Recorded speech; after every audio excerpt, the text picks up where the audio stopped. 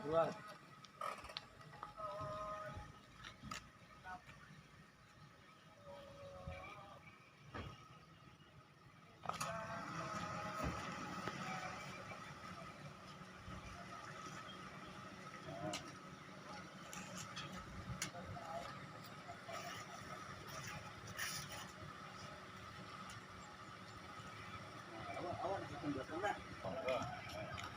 Sini aja.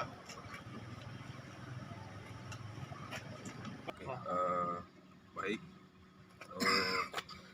pelaksanaan sidang hari ini tanggal 16 Oktober 2023 yaitu agenda pembuktian bukti surat dari penggugat, tergugat dan turut tergugat begitu.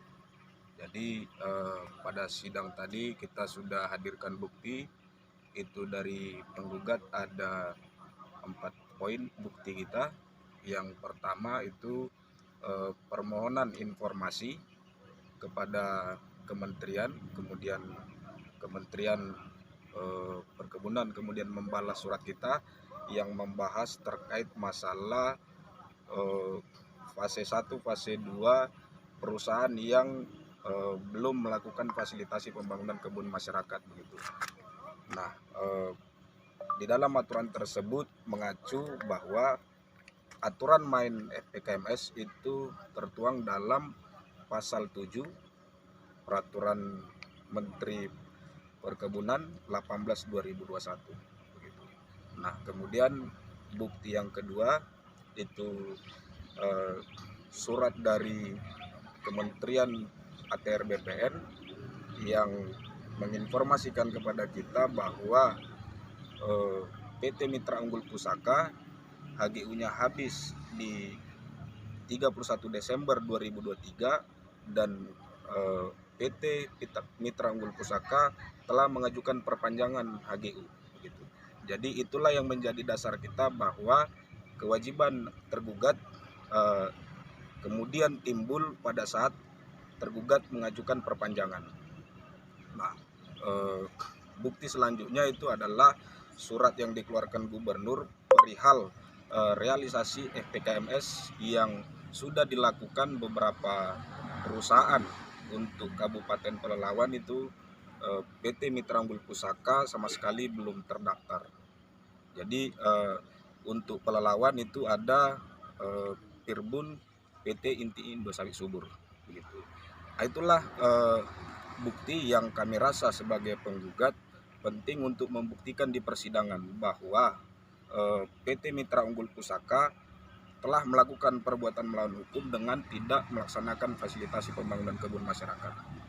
Nah, gambaran untuk bukti yang dihadirkan tergugat dan turut tergugat itu hanya ada 3 poin dan isinya semua terkait masalah peraturan Kementerian 18/2021 yang juga kita gunakan sebagai dasar hukum kita melakukan gugatan. Namun di dalam bukti yang diajukan tergugat mendalilkan penggugat tidak punya legal standing dengan poin-poin yang pertama dikatakan penggugat belum diidentifikasi sebagai calon pekebun yang dilakukan oleh lurah ataupun kepala desa, kemudian diteruskan ke camat ke bupati kemudian mengeluarkan SK.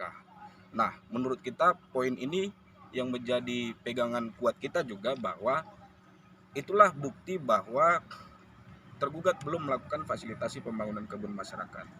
Berbeda hal ketika telah dilakukan identifikasi, telah keluar SK calon pekebun, namun penggugat tidak terdaftar sebagai calon pekebun. Itu persoalan berbeda. Namun ketika tergugat belum melakukan fasilitasi pembangunan kebun masyarakat, maka sudah jelas yang namanya identifikasi tentu belum ada begitu. Nah, legal standing yang kita gunakan Mak Datu sebagai penggugat itu bicara wilayah adat, di mana di peraturan tersebut mengatur tentang masyarakat sekitar HGU yang berhak mendapatkan fasilitasi pembangunan kebun masyarakat ialah masyarakat tempatan. Yang kita definisikan masyarakat tempatan ini adalah masyarakat adat begitu. Nggak akan mungkin di suatu wilayah masyarakat tempatannya itu masyarakat perantau, tentu masyarakat adat. Nah, masyarakat adat ini kemudian kita tarik lagi bahwa Mak Datuk lah selaku pucuk adat yang kemudian yang menjadi bentuk eksistensi masyarakat tempatan itu, gambarannya adalah beliau, karena beliau selaku Datuk Engku Raja Lelo Putra yang membawahi seluruh perbatinan yang ada di Pelelawan begitu. Jadi inilah yang menjadi titik poin kita mengatakan bahwa Mak Datuk selaku penggugat itu punya legal standing untuk kemudian menuntut kewajiban PT Mitra Unggul Pusaka untuk kemudian melakukan fasilitasi pembangunan kebun masyarakat begitu.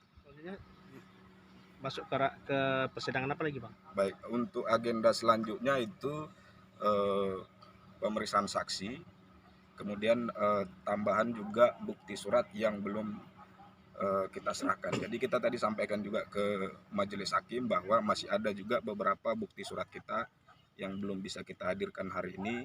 Untuk di minggu depan kita diberi kesempatan untuk mengajukan kembali. Jadi agendanya bukti tambahan sekaligus pemeriksaan saksi. Untuk tergugat kuasanya sama juga turut tergugat Kementerian ATR BPN itu kuasanya. Yang tidak hadir itu Kementerian Pertanian. Tambahan, artinya kesimpulan dari sidang ke depan ini seperti apa nih Pak Samuel? Ya, secara garis besarnya tergugat memang tidak ada mendalilkan bahwa telah melakukan fasilitasi pembangunan kebun masyarakat. Ya. Kemudian tergugat sampaikan dalam jawabannya, tergugat punya kewajiban melakukan fasilitasi pembangunan masyarakat yang mengacu kepada surat edaran Dirjen Bun begitu. Namun di situ juga jelas bahwa aturan mainnya adalah pasal 7 yang dimana sebelum melakukan FPKMS ada 2 tahap, yaitu tahap persiapan dan tahap pelaksanaan. Di mana tahap persiapan ini dimulai dulu dari identifikasi calon lahan dan calon pekebun. Kemudian tahap pelaksanaan setelah sudah ada keluar SK CPCL dari Bupati, maka kemudian baru dilakukan tahap pelaksanaan, yaitu melakukan pembangunan kebun masyarakat. Artinya ke depan ini kan putusan sidangnya ini kapan jadwal ini Pak Samuel? Putusan sidangnya kapan nih jadwal terakhirnya? Karena kemarin kan sudah ditandatangani ya kesepakatan tawaran yang disampaikan oleh pihak tergugat. Itu kan dari pihak penggugat kan sudah mengokekan ya? Ya. Nah, artinya itu bagaimana ke depannya ini? Putusannya ini seperti apa nih? Ya, jadi kita juga kemarin itu ada penandatanganan jadwal sidang. Namun dari proses persidangan ini berjalan, memang nampaknya itu akan tidak sesuai dengan yang dijadwalkan, gitu. Namun proses tetap berlanjut. Tidak ada kemudian karena setelah dijadwalkan putusan tanggal sekian nggak bisa lewat dari situ, nggak begitu. Jadi itu nggak saklek juga, dia bisa tetap melihat kondisi lah. Yang jelas persidangan kita terus berjalan dan agenda selanjutnya itu bisa jadi setelah bukti surat setelah selesai, saksi kita hadirkan, lanjut ke saksi dari tergugat. Habis dari saksi tergugat mungkin kita ada sidang lapangan, kemudian kesimpulan, putusan. Ada sekitar 4 kali sidang lagi lah menjelang putusan. Menjelang putusan ini bulan berapa nih kira-kira nih Pak Samuel? Nah, itu yang belum bisa kita pastikan. Yang jelas ini sebenarnya yang menjadi titik poin dari tergugat seharusnya, karena di akhir tahun ini HGU-nya habis gitu. Bagaimana yang jadi pertanyaan kan bagaimana sebelum artinya lewat dari tahun ini persidangan masih berjalan, bagaimana status perpanjangan HGU tergugat ini kan begitu. Nah, ini yang menjadi titik poinnya, seharusnya tergugat mempertimbangkan itu, karena sebelumnya kita pada saat mediasi sudah ada titik temu sebenarnya untuk kemudian dapat penandatanganan akta perdamaian. Namun kita juga menjadi pihak yang bertanya-tanya jadinya, keseriusan tergugat di mana nih sekarang, karena seharusnya bisa disegerakan untuk penandatanganan akta perdamaian, karena ini berjalannya waktu sebentar lagi juga sudah menjelang habis HGU-nya, bagaimana nih dengan akta perdamaian? Iya. Yang jelas sidang berjalan, tentu HGU-nya juga ditangguhkan. Iya gitu ya. Jadi akta perdamaian itu apakah tergugat sudah tanda tangani juga nih Pak Samuel? Kalau kita sifatnya masih menunggu. Menunggu ya. Kalau dari kita apa yang menjadi gambaran mediasi sudah kita terima. Oke. Nah, itu yang akan kita tanda tangani. Namun dari tergugat belum ada nampaknya itikat baik kemudian menawarkan penandatanganan akta perdamaian. Kita juga siap akan menggugat kementerian apabila persidangan ini belum selesai. Perpanjangan HGU telah lewat begitu, namun kita tidak tahu dokumen seperti apa nanti yang akan dikeluarkan untuk kemudian memperpanjang HGU ini. Kita akan gugat kementerian di Pengadilan Tata Usaha Negara begitu.